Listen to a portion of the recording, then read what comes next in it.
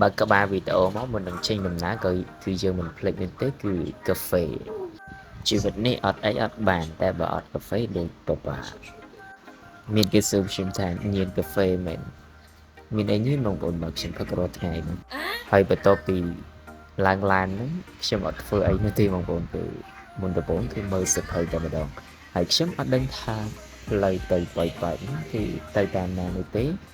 ព្រោះដោយសារតែខ្ញុំអត់បានមើលផ្លូវនោះទេនៅតែសៀវភៅនោះទេហើយក៏អរគុណដែរនៅត្រង់ចំណុចនេះដែលបងប្រុសគាត់បានជួយថតឲ្យ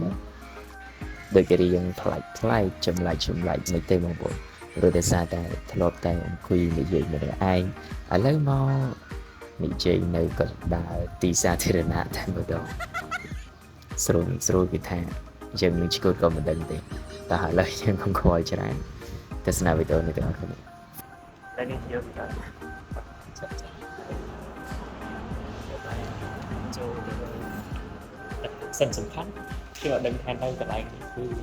ថ្ងៃអីនេះទេបងកន្លែងនេះអីគេបងស្ថិតបាក់អូកន្លែងនេះយើងមកដល់ stop មកដល់ទឹកពិតសិន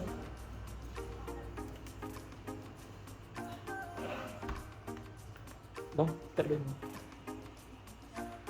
ឥឡូវខ្ញុំបានមកដល់ Stone ហើយ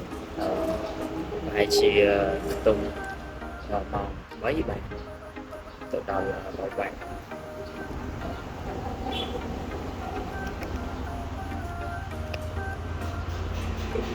បងប្អូនគ្នាខ្ញុំធ្វើដំណើរទៅណាថាមានគ្នាតែងតែមានគ្នាហើយថ្ងៃនេះខ្ញុំធ្វើដំណើរតែម្នាក់ឯងហើយ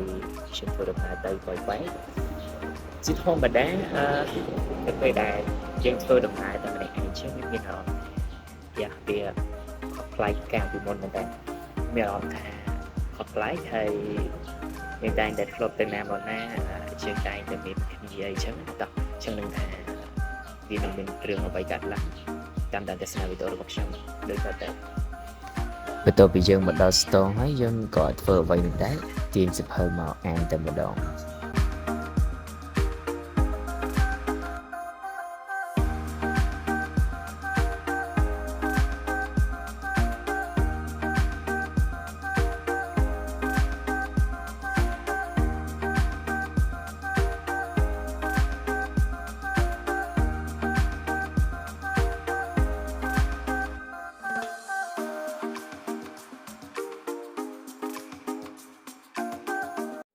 បន្ទាប់ពីយើងមើលសៀវភៅហើយឥឡូវនេះយើងក៏មកដល់បាកងនៅឯខេត្តសៀមរាប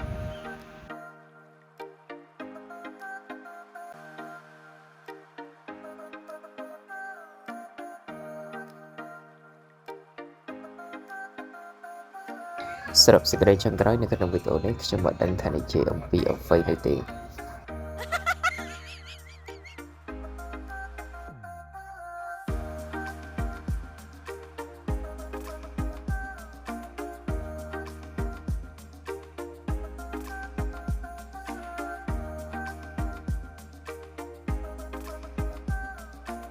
ឥឡូវនេះយើងមកដល់ទីតាំងរបស់យើងបានជោគជ័យហើយឥឡូវខ្ញុំកំពុងតែដាក់អបសិក្សាទៅតាមចាស់ពីអូន